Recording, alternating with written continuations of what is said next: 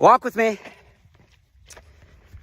So, was recently out at a big event I look forward to going to every single year, hosted by Direct Selling News, which is the most kind of objective, respected, holistic voice for the entire direct selling channel. Obviously, the industry I've lived and loved for 22 years of all of my adult life.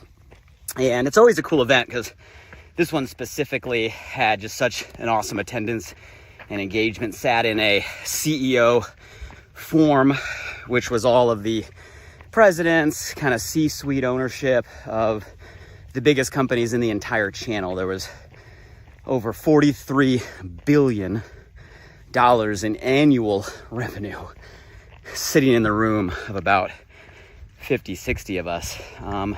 Unique setting to have what most would consider all your competition in a channel in one room, collaborating, opening up, being vulnerable, sharing both the challenges and the strategies that we all experience together as a channel. And then a large event where there were like 300 companies represented, had a chance to speak on stage, make some amazing connections, and just was an awesome experience. I left energized, recharged, inspired. But there was one conversation I had with two individuals I respect a ton. One that I think has probably the most perspective or insight on the entire channel, given his role and his seat, and the other just a brilliant marketing mind, someone who has time and time again helped companies grow and scale and transition to mainstream global brands. And we were having a discussion of how right now there is a shift happening in the leadership approach that I think companies need to take, that applies to this channel and most. Morning.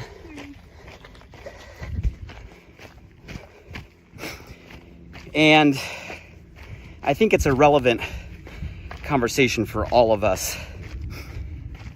This topic of leadership being a theme for the last couple weeks that's been on my mind. And the shift we were talking about is going from a, let's call it, command and control environment to one of engaging and empowering. And I want to break those down because I think this is a really important distinction. And I want your guys' perspective and feedback on if you feel the same shift that's happening, what I mean by it, why I think on a macro level this shift is happening right here and right now, and kind of what we do about it as leaders of our own lives and leaders of companies and communities. So before we get into all of that, I'm going to ask, hey, who's by my side? Who's to my right? Who's to my left? Who's by my side today? You know what to do. Say hello in the comments. Tell me something going well in your life right now. If you're new to the crew, welcome. We walk together live, usually around the same day, same time, and just share inspired thoughts, kind of a flow of consciousness, what's on my mind and heart as a global audience. And it's collaborative, so I challenge all of you to please participate and don't hide behind a screen. Pretend we're walking together across country, across continent, across culture, across language, across time zone, and say hello below. So let's talk about what I mean by that. If I say command and control, how many of you understand what I mean? It's a term that's used and has been around a long time. And it used to, and probably still is, the most widely used leadership style, going back as far as, history tells us. And just in the words command and control, you can understand the essence of it. It's an environment where a leader or the leadership group is all about commanding, giving high directive, strict guideline, rules, laws, parameters, stay inside this line, don't go outside that line, consequences if you do, as a means of controlling the more than just actions or behaviors, but a lot of times the very thoughts of the people or community following. It's a environment that, if you were to summarize the emotion that makes it effective, it'd be one of fear. Creating a fear in the community so that it can go the direction of your liking or your pleasing. And as far back as we've studied, you think about kingdoms and kings and rulers and wars, dictators, leaders, more often than not, you'll realize they were using a command and control strategy. But bring it into present times, that's the majority of organizations. Even you think about companies and corporate structures and how we implement rules and policies and laws and consequences around them, the environment we create, governing bodies. We can use example after example in organizations that use this strategy, and like I said, effectively. I'm not here to say it doesn't work. Obviously, it wouldn't be the most common if there wasn't an effectiveness to it.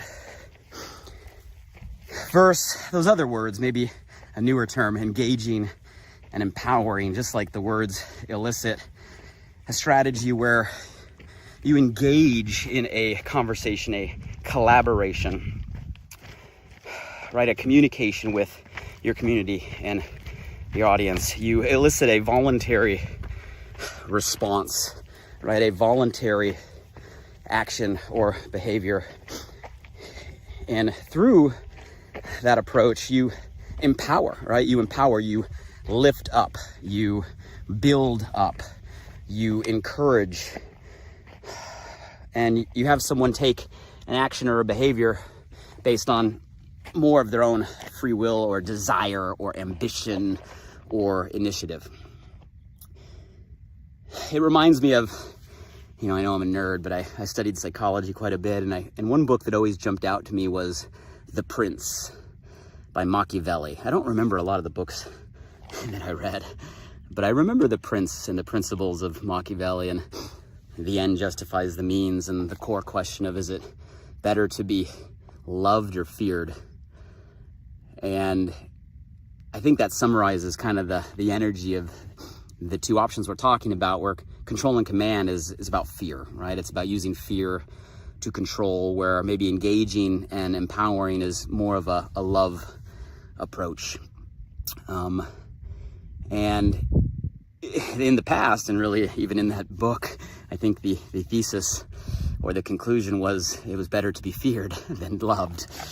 And I think throughout history, that maybe has proven to be true, which is why that command and control has always been kind of the standard in organizations and companies and leadership styles. But we're talking about a shift, right? We're talking about a shift today, and I think there is a shift happening. I think there's a shift in the air right now. I think it's something that we can all feel, and there's this shift to really repelling away from this command and control style of leadership, and really moving in the direction toward an environment, a culture, a community of encouragement and empowerment. And I think about, well, why is this the case, right? What are the macros? So let's zoom out for a minute and just talk about why I think this is happening. And I guess I'll check in with you first. How many of you feel this shift? How many of you feel that we're in a situation where so many people are like, enough is enough?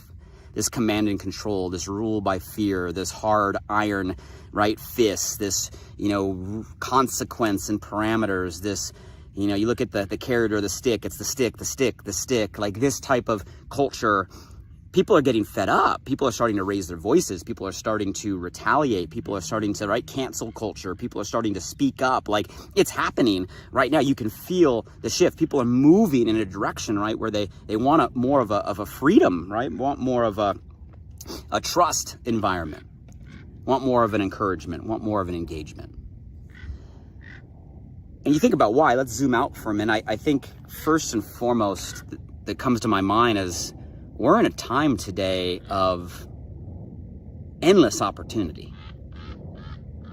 And I know over the last couple of years, that's kind of a common thing to say, like so much opportunity. But it wasn't that long ago at all where if you were in a role or a job or a path, there was a feeling of stuck, a feeling of not many other options. So a heightened fear that if you lost that role or that job or that path, it would be hard to restart in another direction or find another direction, right? You couldn't just go on, right, LinkedIn and click an endless amount of open opportunities among any other platforms out there. And you shift to today. Today, we are really in a time of endless opportunity. There are so many opportunities for every single individual, regardless of your background, right, or skill set. You can find opportunity today, clicks away. Anybody with a desire and ambition can go find another way. So in a world where we're no longer stuck in a single seat, where you don't have to, quote unquote, put up with an environment or a leadership style that doesn't resonate with you, where it's too easy to go find another way, another direction, and even more so, people that are going to treat you in a way that you want to be treated, or an opportunity that's going to allow you to grow in a way that you want to grow as an individual, or have, right, an upside that you're looking for. An endless opportunity is a shift away from this command and control. I think another reason, if we zoom out, right, that we're in this shift from a command and control to an engage and empower is probably the fact that social media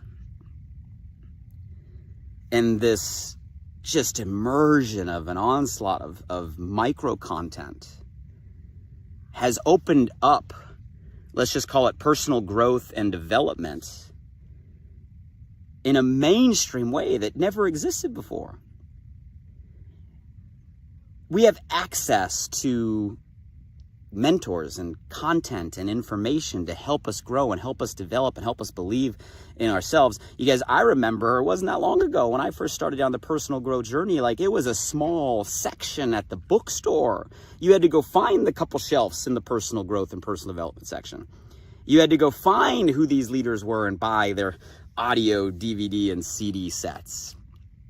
And I laugh, but it wasn't that long ago. But you fast forward to today where now social media, right, one of the positive outcomes is access to mentors and information that allow us to grow and allow us to learn. So more people are more conscious and more aware today than ever before. This personal growth, personal development, inspiration, motivation, right, information readily accessible, right, on any feed, on any scroll to all of us has mainstream personal growth. It's funny. Wasn't that long ago where you were weird if you were into that information. Now everybody, right? It's a positive movement. And I think that is having a major effect where people are realizing, you know what? I can get information to grow myself. I can get information to be self-confident. The level of empowerment and confidence in individuals is rising because of the amount of access we have to personal growth and personal development. And with that, people's own confidence and belief, right, that they is able to grow up, which means they're not going to put up in an environment that is controlled by negative emotion, fear, guilt, anxiety, threat, intimidation. And lastly, if I were to zoom out and bring it more to the current, I think over the last couple years, people have just been through a lot. Everybody's been through a lot. The weight that people are carrying at every level has just been a lot. And with that, I think an approach of more empathy and more compassion is needed today. When people have been through a lot, they don't want to take on more. And they don't want to be in an environment or around a leader that is laying on more weight to their back when life has already given them enough. I think if people have a threshold point where enough is enough, it's like life in the world and pandemic has brought it to the threshold that the last thing they need is an environment that's gonna push them over the edge, be the straw that breaks the camel's back. Enough is enough. So I think there is a shift to more of an empathetic understanding of where people are at a human level, at a people level. And I think people are looking for environments and leaders and cultures that recognize that and are willing to meet them where they are and help them grow to where they want to go. I'm sure there's more, but those are three things that come to my mind, right? An endless opportunity, an environment of access to growth and inspiration and motivation that raises people's consciousness and awareness that there can be another way and they can do it. There is a possibility. There is a hope. And an understanding that people have just been through enough. Everybody's been through enough that with access to information to grow themselves and access to endless opportunity, they don't want more weight on their back. So what does this mean for us, right? Well, number one, do you guys agree with the feeling, right, that's happening right now? Because I think this shift is something that's happening in companies. I think this shift is happening in communities and organizations. You know, I think it's only a matter of time, and this is my hope and prayer, that this shift starts to happen at a political level, right? You're starting to feel the resentment and the rising against it, right? We're in that direction. I think it starts with us being aware that it is a shift and us to make a decision, you know what, that maybe we start to use a little less of the command and control tactics. And some leaders, right, are used more than others. But if you're an individual that constantly is trying to put people in a box, rule by an iron fist, right, use guilt as a weapon or fear as a weapon or consequence as a weapon. And maybe you're not even conscious, maybe you're not even aware, maybe you do it unintentionally because that's just how you've learned to lead. I think it's becoming aware that we need to make a shift individually to one where we engage individuals, empower individuals. Well, how do we do that? I think we meet them where they are. I think we go to individuals and first we go to them as a person, not a tool, not a resource, but a person, and understand where are they, what are they going through, what do they want, what is their personal desire and ambition, what are their goals. At the end of the day, I think the bottom line question is, what is best for them as a person? And to do that, you have to understand where they are and where they want to go and who they want to become. And once you can understand where that person is and where they want to go, now you can start to shape an opportunity or a path, right, or a perspective that can help move them in the direction that they want to go, that's best for them, and align it to where the common goal is for the company or the community. And I'm not saying that there can't be rules and parameters and policies. There always is. There always has to be a lane that keeps us moving in the right direction. But I think the spirit or the essence, the approach that you take, you got to go down and start at a person level. And just understand that people today, guys, have opportunity, have access, and won't put up with the same cuffs or restraints or negative emotions that maybe they would have put up with 20 years ago or even 10 years ago or centuries ago. That a shift is in the air.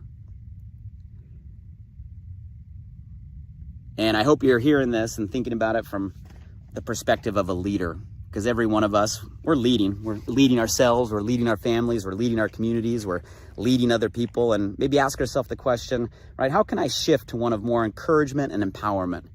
Right? One where I can meet the people that are following my direction, understand who they are, where they want to go, and align on how we get there. I'll give you one more view from the top. Beautiful day, sun is out. Feels like fall, feels like fall. Appreciate everybody walking with us today. Hey, if there's someone that comes to your mind or your heart, maybe there's someone that is a leader, right, of individuals right now, and someone that could use this awareness or consciousness of today's conversation to make the shift to be a better leader for themselves and their community, tag them below in the comments. Feel free to share this to your feed and drop by the podcast, the Live by Design. Check out some of our past episodes. We've had some good ones, an awesome library of inspired thought. But I hope today's conversation makes you think. I hope you agree and feel with the shift that I'm feeling right now. And I hope it continues to move that direction, right, on a personal prayer, because I think it's better for people and better for individuals. And ultimately, the leaders that grasp this are going to build better, more engaged, more inspired communities to make a difference and an impact. But it starts with a shift, and it starts with us reaching down and engaging and empowering the people that are following our lead every single day at any level. Until the next time we walk together, take care, everybody. Have an amazing week.